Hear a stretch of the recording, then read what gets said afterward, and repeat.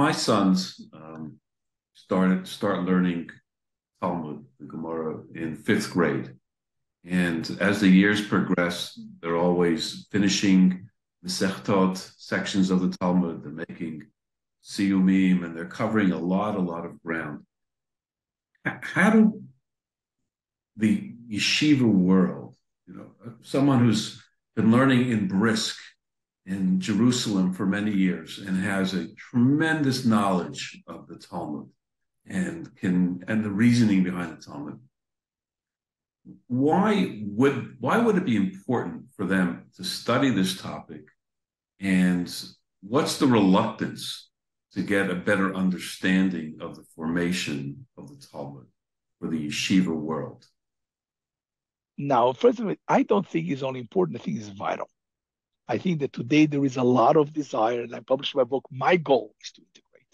You'll see that because a lot of the work, the analytical work in Brisk, is analytical. It's not literary. And many times it's glossed over. And that was my issue. Because if you don't know the structure of the Talmud, the formation, the oddities, you just gloss over. You focus on the ideas and you discuss the ideas. And many questions that asked are not real questions. So actually, I think that there is a resurgence and an interest in learning the topic. I see for myself. I give a chabura and I give shiurim. I teach in Yeshiva University. And even the most yeshivas are very interested in this because they realize that is something that has not been focused. Anybody who wants to yeshiva knows that the literary aspect is completely forgotten. We focus on the ideas, on what's called the analytical process. But if you go into the literary process, into the structure, is something that can add a very important dimension. I think it's not only important, it's vital. Now, clearly, there is reluctance. And the reason is because a lot of the people have their own agendas. A lot of the people don't talk the same language. There is a break. The academic world focuses very much on that. There is always the field agenda, and they can't relate because they never went to yeshiva. They never went to Brisk. They never learned it. So it's like basically that in two different wavelengths. That's number one. Number two, clearly there is a reluctance to see people that perhaps have their own agenda. And they don't see the value because they say, okay, these guys, they know the structure, but they don't know what we know. That's why it's important to have people who have been trained and learned and regularly Shivot are respected, wrote Sfarim, like Halevy did that, right? Halevy wrote a book, a Sefer Chazakah, but he was respected by Chaim Brisker, and he went into that. His goal was also to merge the two. You need people who are very versed in the yeshiva world learning, which is Brisk and the Likud world, taking that, which is very well, and saying, okay, let me show you something else and show you how it reconciles, how it fits, how it helps. So you need the bridge over. And I see myself as my goal and my mission here in this planet to continue that work. What Halevy wrote, that he thinks that this is in his letters that I write in my book, that we need to merge the two. I think the time has come. And I see there is more and more interest.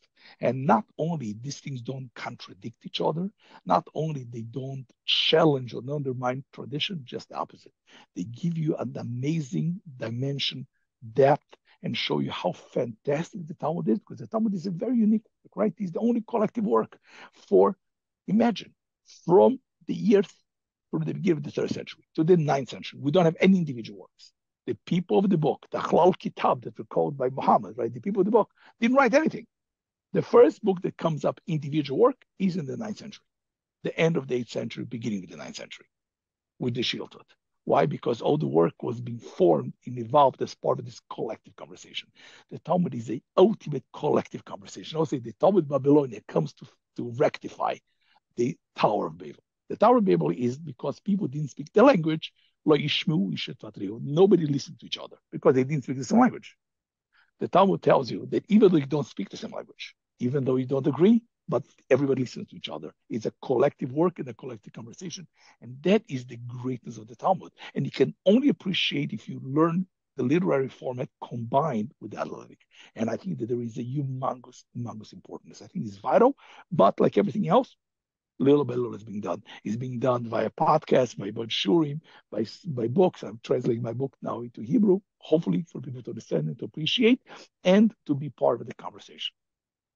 Again, this has been absolutely fascinating, I'm sure it has opened up a lot of issues for our listeners and viewers, and urge all our listeners and viewers to take a look at Dr. Bergmann's book and online lectures and videos. They're all available at your website, I believe. It's Yes, and my book is available in English for the time being, and it's coming to me in Hebrew, and it's available for free, right, in electronic format, right? It's open access, it's part of the open access, right. and you could just go and get the book and learn it. And I want people to learn, and you don't have to agree, just be exposed to it, and you'll see that it's fascinating. And I think my experience has been that anybody who has been exposed to it has gained a lot, and it becomes a second nature, and you realize that you could appreciate, remember, and understand it much better, the Talmud, than it was possible before.